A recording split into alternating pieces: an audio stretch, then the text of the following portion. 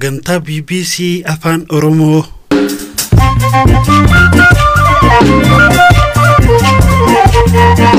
Ashama akkam waltan sagantaan BBC Afaan Oromoo roobii galgalaa eegale.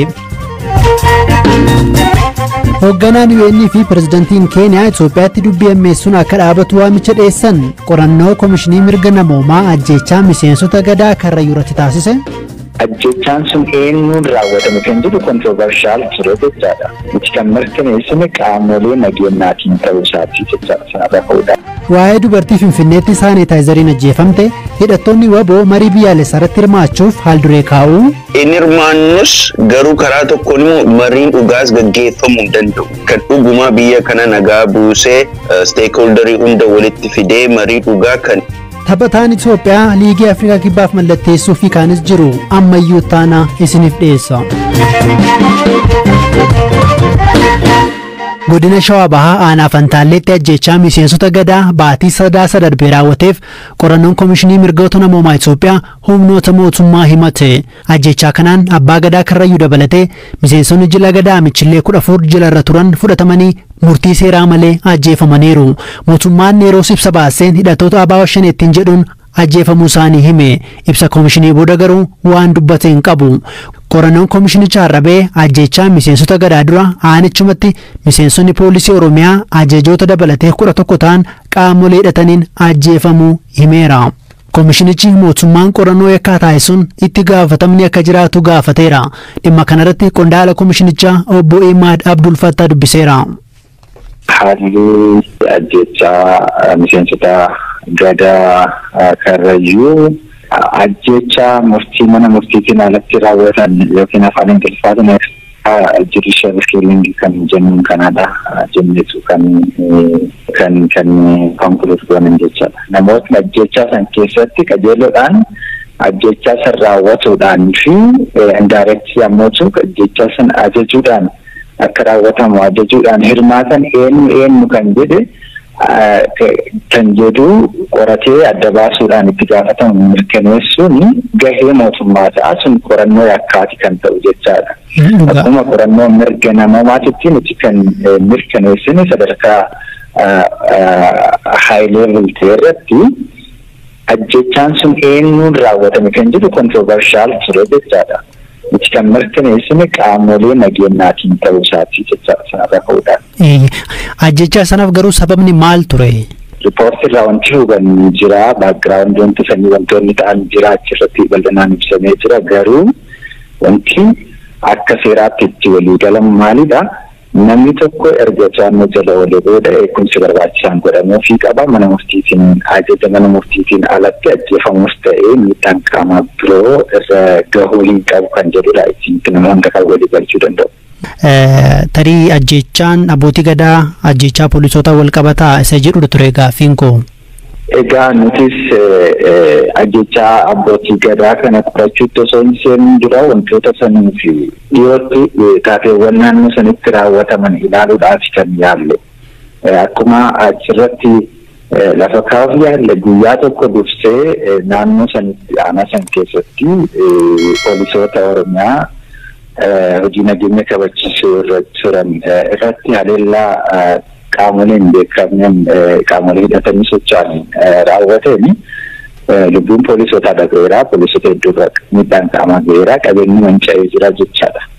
Ergasii booda kan lubbuun hafanii jiru turanii akkasumas immoo kan hidhamanii manniidhaatti kan lubbuun isaanii darbee namni tokkos jiru. Namoonni kaan hidhaman akkam ta'an? Egaa odeeffannoo hammaarraatti qabnu nuti yeroo ammaa kana namoonni hidhaarra turan bahanii maatii isaaniitti akka dabalamanidha. Qondaaltonni mootummaa qorannoo kana keessatti hangam isin tumsanii? Egaa bu'aa bahii hedduutu jira. Walumaa galatti dhumarratti qorannicha gaggeessuu dandeenyee jirra. Kan nu gargaaranis jiru, kan nu gargaaranis jiru. Kan nu gargaaranis galatoomaa jechuun barbaada. Wanni ijoo amma mootummaan akka godhu irraa eegdan maali akka dhaabbata mirga namoomaa tokkotti? Egaa nuti wanti ijoon riipoortii kana keessatti argisiisnee fi wanti akka ta'uu barbaannu kan gaafannus namootni kun karaa seerri hayyamuun alattidha lubbuun isaanii kan dabre kun akka ta'u ammoo namoota raawwatanii fi namoota raawwachiisantu jira. Kanaaf mootummaan gochaa kana qoratee itti deemee adda baasee namootni kun haala seerri biyya keenyaa ajajuun itti gaafatamne akka mirkanaa'udha kan gaafanne.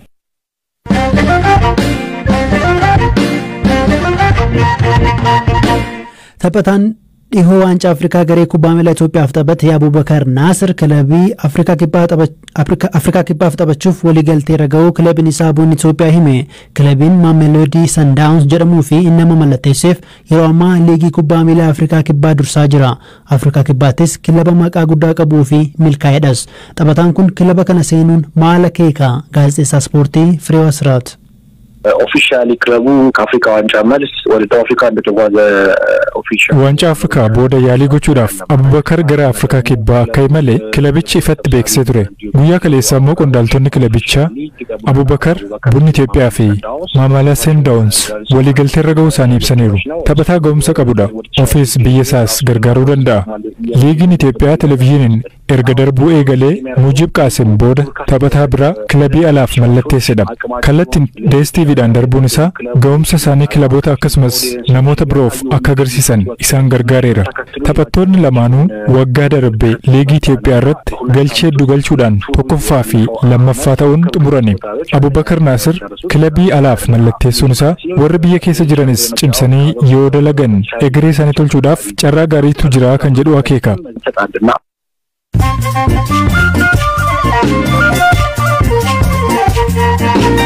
Amma mooduu gaggababoon sinitti barreessaa olaanaan dhaabbata biyyoota gamtoomanii Antooniyo Guterees Itoophiyaa keessatti qaamoleen waraana irra jiran hunduu hatattamaan dhukaasaa akka dhaaban gaafatan. Pirezidantiin Keeniyaa Uhuru Keeniyaattaa gama isaaniin ibsa baasaniin dubbii ammeessuun akka dhaabbatu ibsaniiru.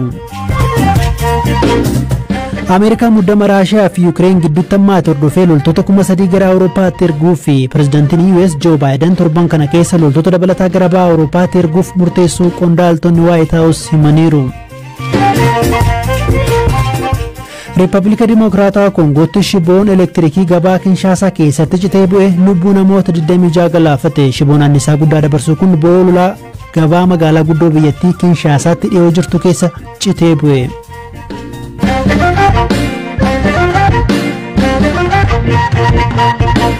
Dubartiin amma seenaa ishee isinitti himuuf jennu Sabileen Gusee jedhamti.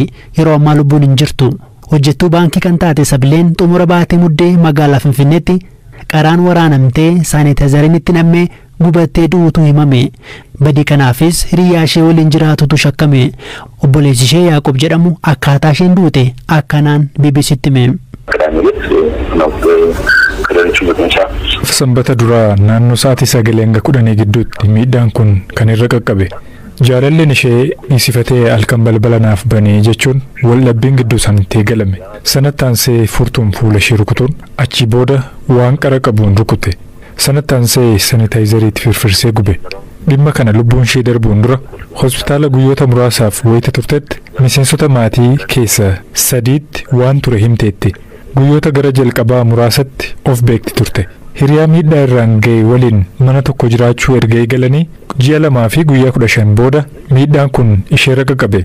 Sabileen nama barnootaan milkooftu turte. Hiriyaan ishee aleellaa irraan ga'uu himataa hin turre. Dhimma dubartii kanaa yeroo ammaa waldaan ogeeyyii seeraa dubartoota Itoophiyaa itti dhiyeenyaan hordofaa jira. Dubbiimtuu waldicha kan taate Tinsaa'een miidhaan dubartoota irra qaqqabu akka biyyaatti heddummachuu dubbatti. ብዙ ሰው የሚያውቀው ሳኒታይዘር ተከፍቶባት መጣጣሏ ብቻ ነው። ይሄ namoonni hedduun saanitaayizariin akka itti naqamee du'uu isheedhaa qofa beeku. Kaleessa sagantaa yaadannoo isheedhaa dungoo ibsuu qophaa'e irratti maatiin isheerraa akka dhageenyetti jalqaba baay'ee reebamtee turte. Sana booda meeshaa qara qabuun hedduu lama waraanamte. Itti aansee saanitaayizarii itti firfirsuudhaan mataa isheerraa kaasee gubatte. Qaamni isheedhaa harka 40 kan ta'u gubachuu maatiin isheedhaa nutti himaniiru. Akka biyyaatti miidhaan dubartoota irra ga'uu walqabatee himannaa hedduutu dhiyaata. Fakkeenyaaf kan miidhaan qabeenya walqabatu gaa'ela hiikuu akkasumas haleellaa hiriyaadhaan raawwatamu miidhaa dubartoota irra ga'uu keessaa harka lakkoofsa olaanaa qaba. Akka biyyaatti miidhaa qaqqabu lakkoofsaan kaa'uudhaaf garuu qorannoo dabalataa barbaachisa. በአገር አቀፍ ደረጃ በዳታ ለማስቀመጥ ጥናት ይጠይቃል።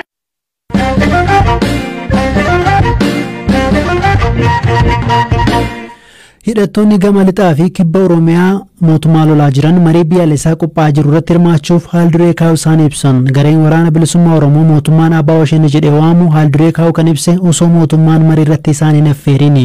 Qondaaltonni mootummaa marii dhimma garaagartee humnoota siyaasaa biyyattii gidduu jiru furuuf yaadame irratti kanneen qawwee qabatanii lolan hirmaachuu isaanii ifatti hin dubbanne. Gareen kun seera maleessummaa babal'isuun himatamuu fi galmee shororkeessitoota dhiifatama. Galmee shororkeessitoota keessattis galmaa'eera. Namoota siyaasaa hiikuu galmee shororkeessummaa keessaa bahuu waraanni Eertiraa Itoophiyaa akka bahuu fi koomishinii walabaa hunduu irratti waliigalee jiraachuu qaba jechuun akka haalduree itti kaa'e. Dhimma kanarratti dubbii Maawwaboo Odaa Torbii gaafadheera. Yoo mariin gaggeeffama ta'e marii isa dhugaa kan haqaan kan dhugumaa stakeholderii hunda bakka tokkotti buusee enforcement mechanismii kan karaa third party mediation'iitiin akka jiru akkasitti gaggeeffamuu qaba malee haala lammaa mariin kuni kan mootummaan kun marii jedhee promote godhaa jiru nagaa hin buusu. Legitimacy ofiif kennuuf waan irratti hojjetaa jirudha malee kan dhugumaa biyya kana nagaa buusee stakeholderii hunda walitti fidee marii dhugaa kan consensus tokko fidee biyya kana gara fuulduraatti geessu miti jechuu keenya. Tole ibsa sana keessatti wanni ibsan jira wantoonni ja'a isaan haaldureedha jechuudha. Akka haaldureetti fudhatamuu danda'a. Yoo mootummaan haalduree sana guute malee marii biyyaalessaa irratti hin hirmaanuudha yaadi keessan. Hin hirmaannus garuu karaa tokkoon immoo mariin dhugaas gaggeeffamuu hin danda'u. Fakkeenyaaf otuu stakeholderiin warra akka hooggantoota adda bilisummaa Oromoo hidhaa keessa jiranii akkamittiin mariin gaggeeffamuu danda'ama. Duratti yeroo dubbattu qaamni sadaffaa jiraachuu qabanaan jette maal jechuudha? Marii kana kan gaggeessuu qabu qaama sadaffaa ta'uu qabaadha. Qaama sadaffaa yommuu jennu amma yommuu akka mariin kunii organize ta'aa jiru yommuu ilaaltu marii kana qopheessaa jirus kan wanti irratti mari'atamu hojii irratti oolchuu qaama tokkodha mootummaa mali. Booda yoo gareen tokko wanti irratti mari'atame wanti irratti konsensii walii galame irraa maqe kan qubatti qabee kanatti balleesse sanatti balleesse jechuu danda'utu barbaachisaadha jechuu keenya. Garuu mootummaan akka ibsetti adeemsisuun walla bakka ta'etti komishiinaroonnis uummataan filamaa turanii kan irra gaaffiin keessa itti gaafatamni komishinichaa waajjira ministeera muummeedhaa ka'ee afyaa'ee mana maree bakka bu'oota uummataaf ta'eera. Kunneen wanni taasifaman ni jiru. Kan irrattis gahaa mitiidha amma yaadi keessan. Amma walaba independent commissionii jedhamu kuni waanuma mootummaan ofiin qopheessedha warra ofii amanee keessatti galchifachedha malee wanta amanamuu danda'amu miti. Garuu ragaa maal qabdu himannaa akkasii garuu dhiyeessitan isin? Yoo mootummaa karaa tokkoon unilaterally ofii uumee ofii independentidha jedhe akkamittiin where was the consensus that it is independent? Nagaa buusuu garuu ga'een kan mootummaa guddaa ta'uu danda'a. Isinoo ga'ee keessan ba'uuf qophiidha. Humni kana dura si waliin hariiroo tolchee TPLF nagaaf carraan kenna jechuun sochii akka taasisaa jiru dubbateera. Gama keessan kan argaa hin jirru. Lakki xiqqoo dogongarteetta sirratti maaliif noon waggaa 3 kana marii fi nagaa irratti balbala cufnee hin beeknu. Mootummaanis akkasuma jedha karri kobanaadha isinis akkasuma jettu garuu lafa irratti moonni socho'ee mul'atu. Yoo mootummaan kuni legitimate steps towards peaceful resolution yoo fudhate nutis duukaa buuna garuu conditioning jira garuu kanadha kan nu barbaannu si'a baay'ee jenneera. Kanaafuu mootummaan dursa yoo fudhate socho'ee faana buunaadha yaadi keessan. Foundationally rakkina qaba sirni amma biyya kana bulchaa jiru. Sirni kanarratti deddeebee deemu reformii gochuu miti. There has to be a new foundation, a new start for the country. Dhaggeeffattoota keenya sagantaan BBC Afaan Oromoo kan roobii galgalaa xumurameera boroo walitti deebinaa ammayyuu taanaan ture.